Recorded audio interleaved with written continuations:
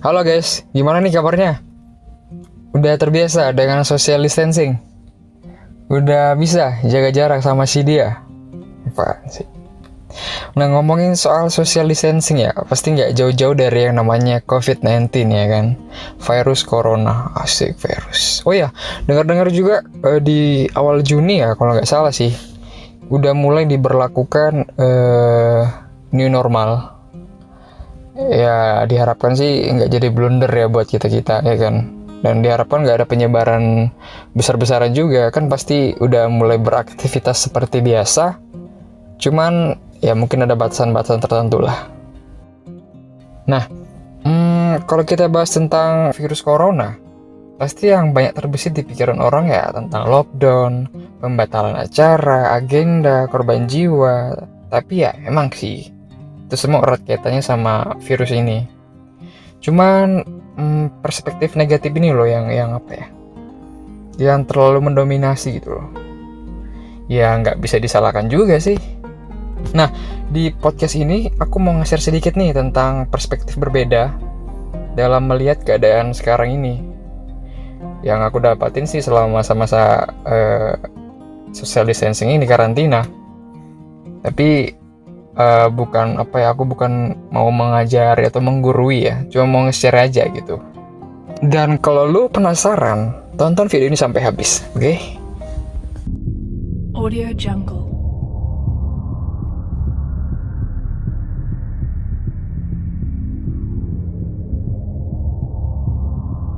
Audio Jungle.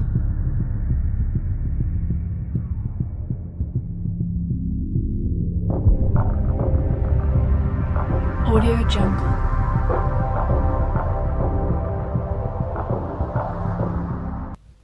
Sejak awal Maret 2020, WHO mengatakan sudah ada 1.420 orang yang terinfeksi, dan korban kematiannya pun sudah mencapai 5.393 orang.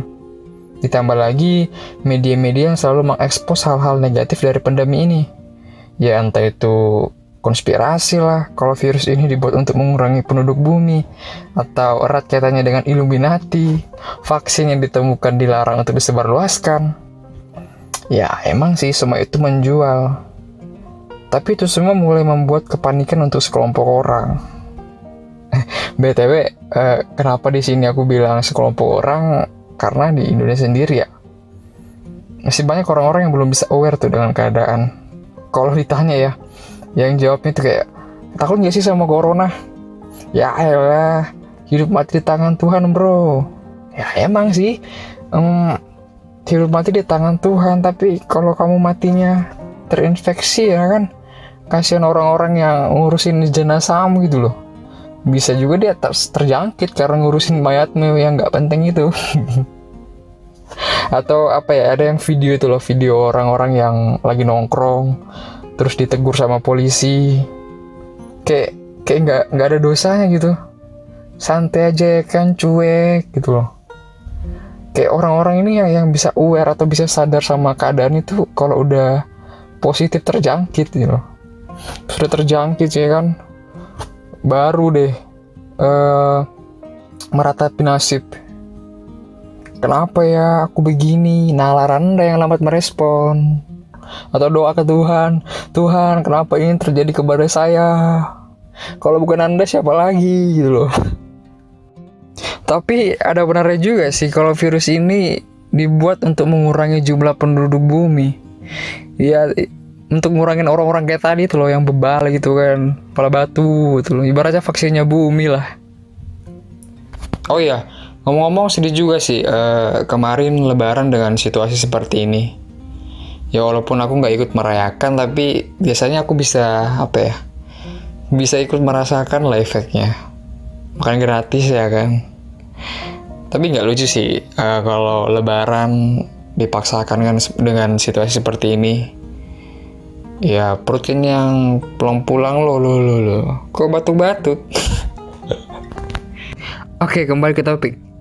Jadi intinya yang mau aku share di sini untuk stop dengan perspektif negatif yang sudah berkembang luas di masyarakat, dan coba lihat keadaan sekarang dengan perspektif berbeda.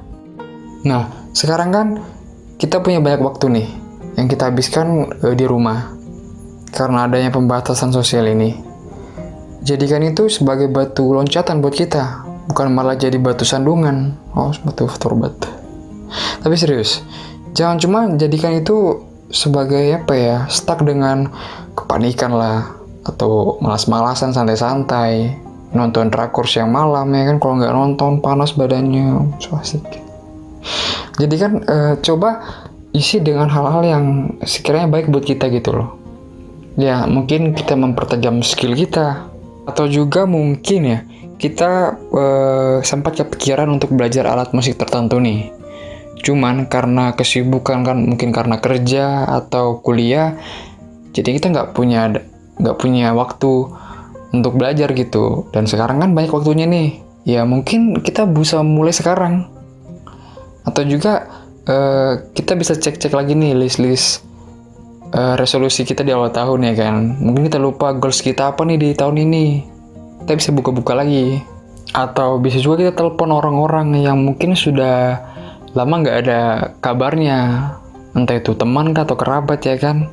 Karena kan pasti ya, di masa-masa seperti ini banyak orang yang mengalami banyak struggle. Entah itu dalam perekonomian ya kan, mungkin perusahaannya stop beroperasi jadi harus dirumahkan. Atau ada juga orang-orang yang kena gangguan mental, loneliness, yang biasanya dia aktif di luar tapi harus di rumah sendiri ya kan, bisa aja dia kena loneliness, mental loneliness.